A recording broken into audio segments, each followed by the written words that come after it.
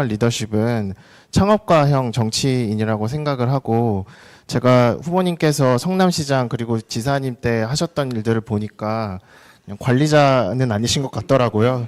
그래서 앞으로도 계속 그렇게 해주셨으면 좋겠다 말씀을 드리고 싶습니다.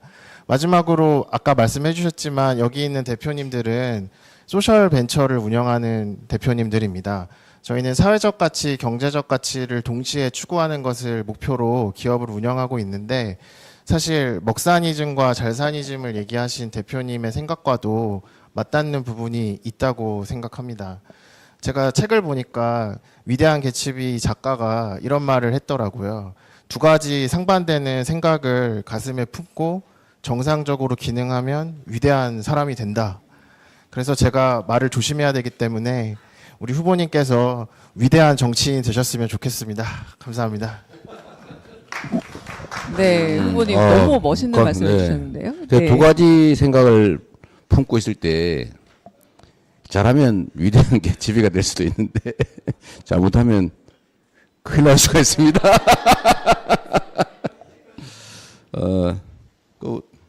그 얘기는 한번 해주시겠어요?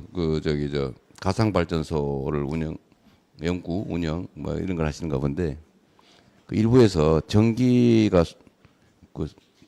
재생 전기가 따로 있고 원전 전기 따로 운영되는 줄 아는 사람들이 있어요. 그 나중에 좀 설명 한번 해주세요. 제가 하면은 또 거짓말을 할 가능성이 있어서. 한번 먼저 하시죠. 전기란 다 섞이는 거다. 그리고 여기가 아리백 그 건물인데 제가 들어오면서 물어봤거든요. 이거 자체 생산으로 도저히 이걸 다 감당이 안 될 텐데. 그래 어떻게 재생에너지 100% 건물이라고 할 수 있냐? 근데 탄소 배출권을 구매해서 하고 있다는 건데, 이제 요 얘기를 하면 일부에서 그 전기가 재생에너지인지 아닌지 어떻게 하나 이럴 가능성이 있잖아요. 그것도 간단히 설명 한번 해주십시오. 간단히 설명하기가 굉장히 어렵지만 한번 해보겠습니다. 아니, 이해하기 그분도 이해할 수 있게. 네, 일단 전기라고 하는 것은 기본적으로 빛의 속도로 움직이는 것이고 저장이 되는 것이 아닙니다. 그러다 보니까 말씀하신 것처럼 석탄화력, 원자력, 재생에너지, 전기를 물리적으로 구분하는 것은 불가능하고, 생산 위치를 추적을 해서 어떤 발전원으로부터 전기를 공급받는지 상호 인정하는 형태로 전기 거래가 이루어지고 있습니다. 그래서 말씀하신 것처럼 원자력 따로, 재생에너지 따로 그렇게 전기가 있는 것이 절대로 아니고, 빛의 속도로 움직이는 전기라는 것의 특성을 이해하지 못한 데서 오는 오해다 말씀을 드리고 싶고요.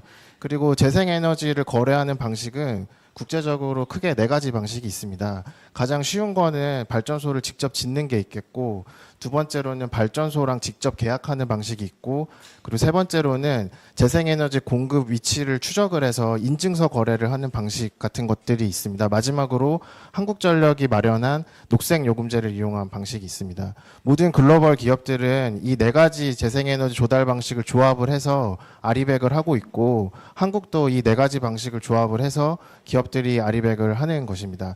따라서 이러한 거래 방식이 발생하게 된 이유를 잘 생각을 해보면, 아까도 말씀드린 전기라는 것의 물리적 특성으로 인해 거래 방식이 그렇게 생길 수밖에 없는 것인데, 마치 이것을 오도해가지고 원자력 발전소로부터 전기선을 뽑아서 이 건물에 꼽아야 된다, 재생에너지 발전소로부터 전기선을 뽑아서 이 건물에 꼽아야 된다, 그런 식으로 생각하시는 분들이 있는데, 그것은 잘못 생각하고 계신 것이고 무지의 결과다, 이렇게 말씀드릴 수 있습니다.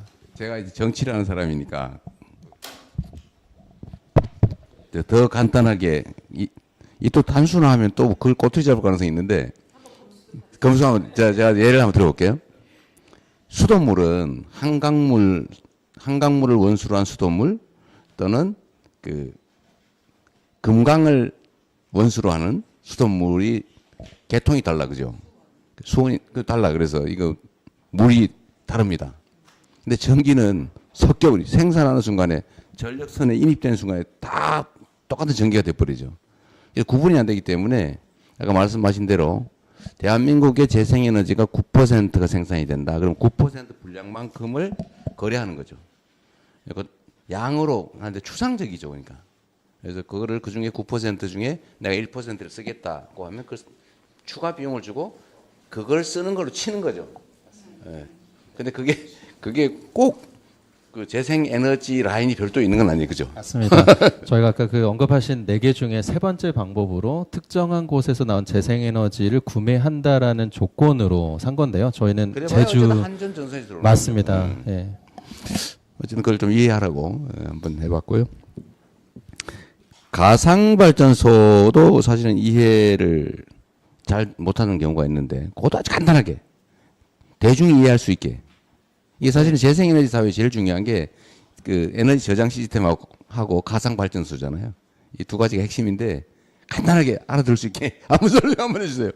네, 기존의 석탄화력이나 원자력 중심의 세상에서는 큰 발전소가 몇 개 있는 상황이라고 말씀드릴 수 있는데, 재생에너지나 전기차 같은 것들이 중심이 되는 세상에서는 작은 발전소가 굉장히 많이 있게 됩니다. 그래서 이것들을 효율적으로 관리하기 위해서 IT 기술을 활용을 해서 이 발전소들을 연결하고 관리하는 기술들이 나오게 되는데, 이것이 가상 발전소라고 하고, 이 가상 발전소는 작은 발전소들을 모아서 발전량도 예측해주고 에너지도 저장해주고 그런 서비스를 하는 업으로 해외에서는 굉장히 유망한 사업 분야로 발전하고 있습니다. 따라서 에너지 전환 과정에서 발생하는 여러 가지 문제들은 기술로 극복할 수 있고, 선진국에서는 그런 사례들이 이미 있는데 너무 두려워할 것이 아니라 저희가 더 빨리 전환을 가속화해야 된다 생각하고 있습니다.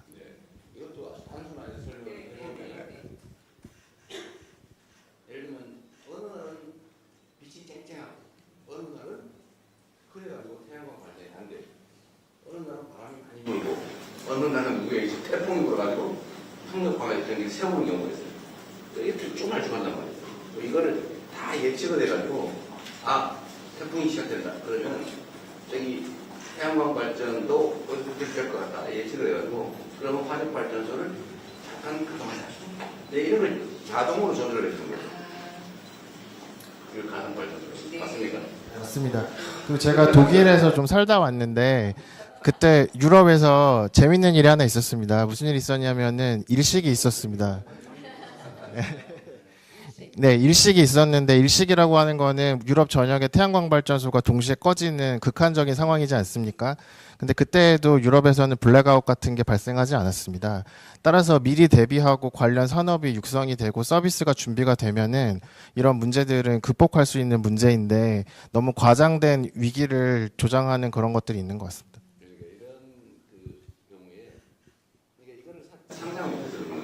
전국의 모든 이 에너지원을 다 전국의 모든 전기 배터리를 쓰는 자동차, 이것도 맨날 빼쓰기만 하지만 갑자기 전국의 전기가 확 줄어들면 전기 가격이 확 올라갈 거 아니에요? 그러면 충전되어 있던 내 차의 전기를 팔 수가 있죠.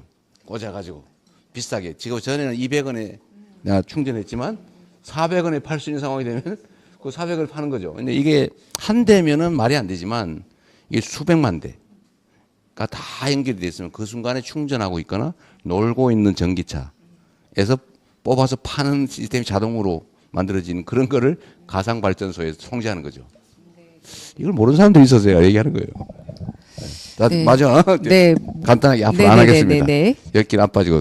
알겠습니다. 아까 얘기를 근데 하겠습니다. 재밌었습니다. 일타 강사 자, 같으셨어요. 네.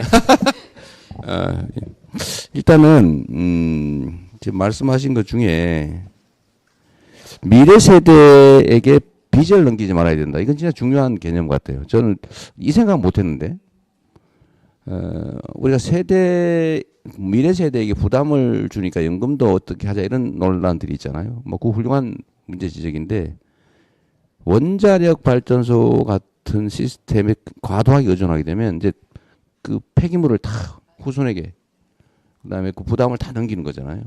그런데 말씀하신 것처럼 태양광 발전이나 재생 발전을 하면 몇 년 지나면 다 원가를 회수하고 나중에는 부담을 전혀 전가하지 않을 수 있다. 그러니까 미래에게 떠넘기지 말아야 된다. 그 말씀이신 것 같아요. 관점이 아주 좋으신 것 같습니다. 창업자, 관리자 모두는 이것도 재밌는 발언 같아요. 좋은 생각이시고요. 정치인들한테 이게 진짜 필요합니다. 관리는 행정가들이 하면 되거든요. 근데 정치를 하는 사람들이 자기가 행정가를 변모해버리는 경우가 있어요. 특히 대통령, 시장 이런 사람들은 원래는 행정가가 되면 안 되거든요.